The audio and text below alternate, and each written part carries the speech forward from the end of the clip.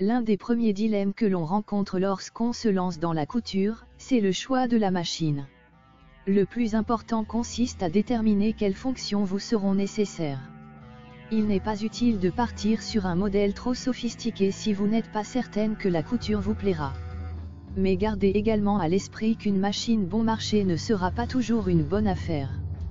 L'idéal c'est à la fois une machine simple d'utilisation et proposant suffisamment de possibilités pour vous permettre de progresser.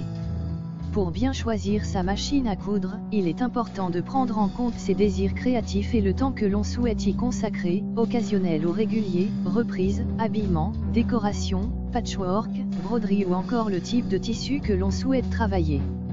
Vos projets vous guideront dans le choix de votre machine à coudre. Quel que soit le budget que l'on souhaite investir ou l'usage que l'on attend de sa machine à coudre, elle doit proposer les points de couture de base, points droits, points zigzag et boutonnières, de préférence automatique en un temps, à défaut en 4 temps. Attention, la mention « boutonnière en 4 temps » signifie que vous devez changer 4 fois vos paramètres de couture afin de coudre les 4 côtés de la boutonnière. Sur une chemise, cela peut être fastidieux. Le point pour couture stretch, ou élastique, s'avère utile pour travailler les tissus extensibles comme le jersey par exemple.